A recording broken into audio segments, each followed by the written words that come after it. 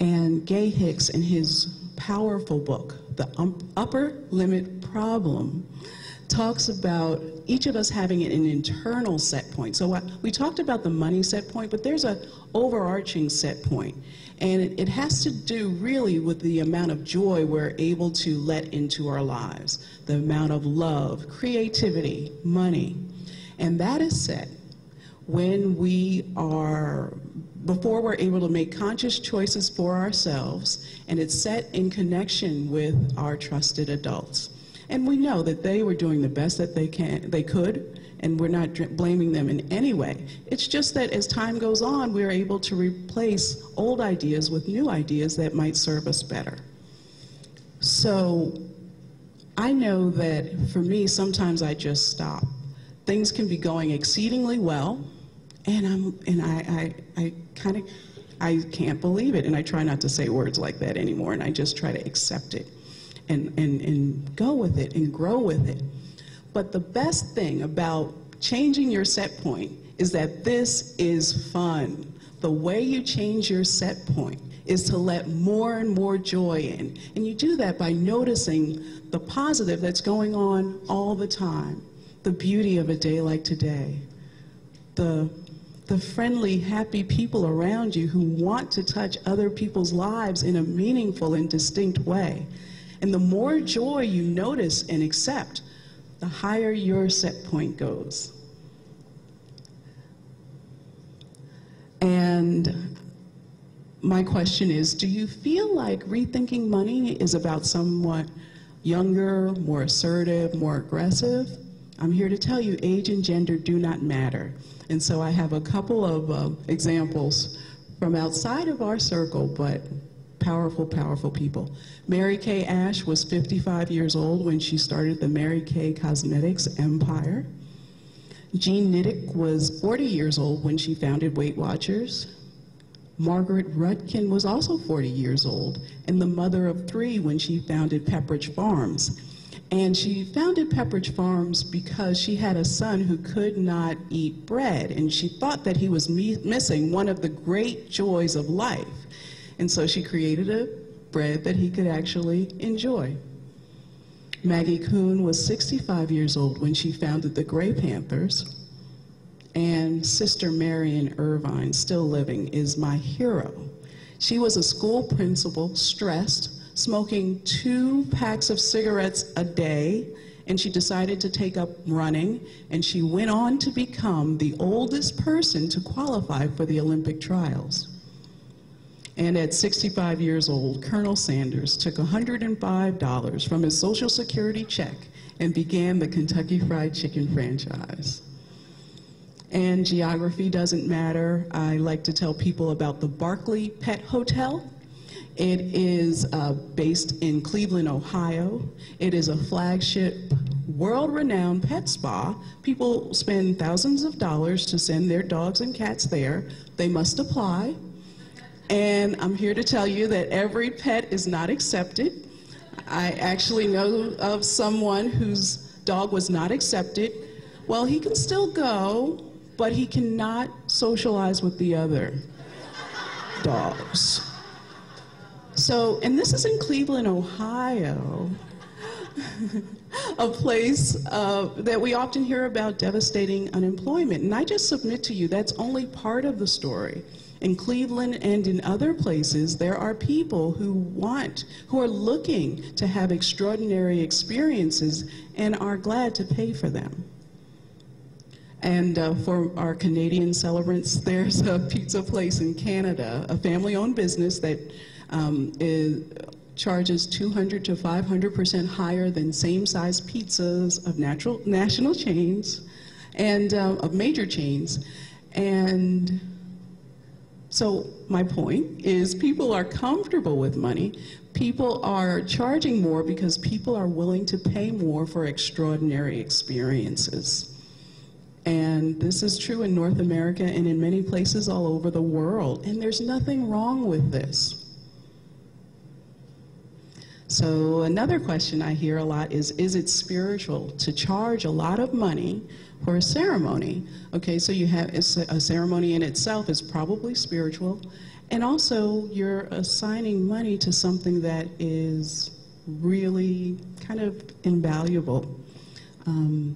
But I'd ask you, if it's hard for you, ask any spiritual leader that tell them you'd like to stay with them, because it's not, everyone deserves a place to live, and it's not spiritual to charge money to have an apartment or a home.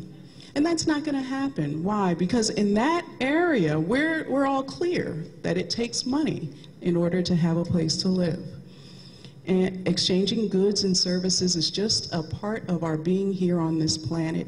It's neither spiritual nor unspiritual. It's neutral.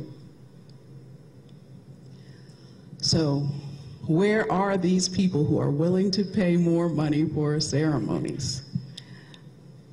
Many of them might just, in fact, be sitting in front of you. Here's what I did not realize when I wasn't making the kind of money that I wanted to, when I would look at florists with resentment. I wasn't asking to be paid more. And it's not until you ask that you are even in that circle. I felt that with my $500 ceremonies and even the $800 ceremonies, I was already pushing up against conventional wisdom. I didn't think I could go any higher. I didn't think people would pay me anymore. And one of my first coaches, Fabian Fredrickson, challenged me to charge more, and I haven't looked back. I offer a range of opportunities for people to work with me.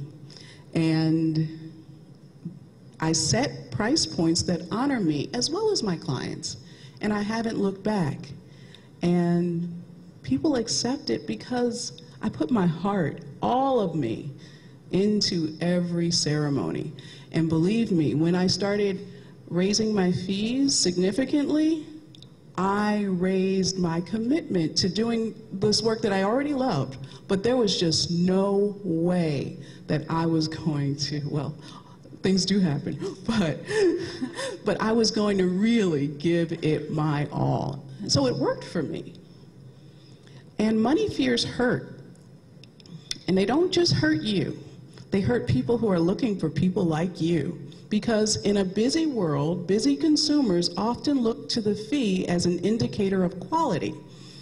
And if you are pricing your ceremonies for the budget-minded while you give extraordinary service, the people who want an extraordinary service won't even know you're out there.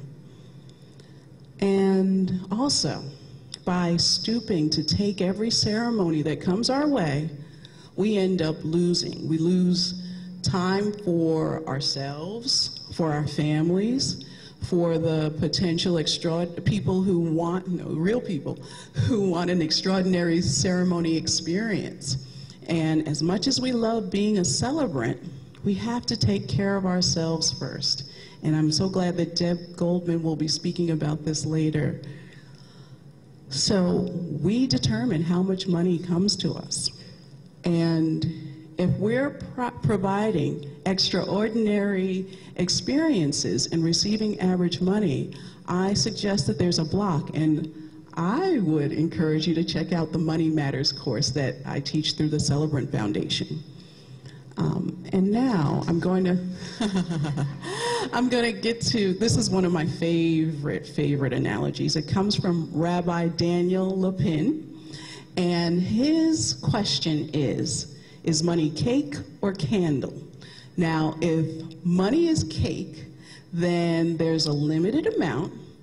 Everybody is probably entitled to some, probably entitled to their share. But if someone takes more than their share, service-minded people, like most celebrants, will probably scrimp and take less. So a limited resource with a definite amount, and good-hearted people tend to take less. Now, if money is candle, I submit to you that this candle is internal, that when I light my candle, and that's coming from my essence, working because of joy, with joy, and spreading joy and love in service to the people that I touch. If money is candle, then it's an unlimited resource. Everyone has a candle. It's internal. And by lighting my candle, you are able to light your candle. And we see this in ceremonies all the time. When we do it that way, that you can feel the love and the joy just go through the gathering, we can actually see people light up, and they take that with them. And so I submit to you, you have an opportunity to think of money that way, and to light yourself first, and to light up the people around you. And so you can revisit your set point. If anything I've said here may have changed the way you think about money. And I'm going to move on because I want to leave you with this quote from Daniel Pink. The last few decades have belonged to a certain kind of person with a certain kind of mind. Computer programmers who could crank code, lawyers who could craft contracts, MBAs who could crunch numbers. But the keys of the kingdom are changing hands. The future belongs to a very different kind of person with a very different kind of mind. Creators and empathizers, pattern recognizers and meaning makers. These people, artists, inventors, designers, storytellers, caregivers, consolers, big picture thinkers, will now reap society's richest rewards and share its greatest joys. That's from Daniel Pink. And so, yeah, and that's celebrance. And so I am asking you to come from your essence, spread joy, and put yourself first. Question? I'd just like to say that when a couple gets married or there's an event like that, the most important part of it is the ceremony through which they are actually, their life is changed. So why should we not be asking for at least 10% of the total cost? We're asking for $1,000. That's not 10%. Think of it that way. Oh, definitely.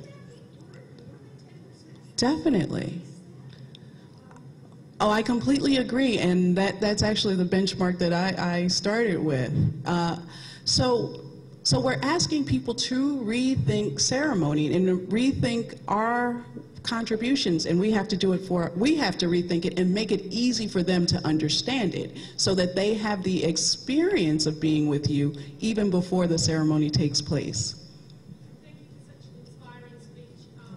What are your feelings on the pro bono thing? Because I'm feeling like I've done over 200 ceremonies and have lots of friends now who contact me and know that I do a great ceremony, and I can't do it anymore. I can't afford it, and I feel like, what are your feelings on that? My favorite quote about that is, "We have to charge our friends because our enemies will not pay us." So, because they are our friends. And I have a friend who's a photographer, and he feels sad about the person who did his wedding ceremony, who was a friend, who did it as a gift, who flew his wife and 3 children into New York to do his ceremony. And he wishes that he had just given this man $1,500. So I think, you tell people, this is your livelihood. That's one of the things that I tell people in my first meeting. This is my livelihood. And I tell them why I do this. I do this because it comes from my heart. And it's not your cookie cutter ceremony. And so it costs more.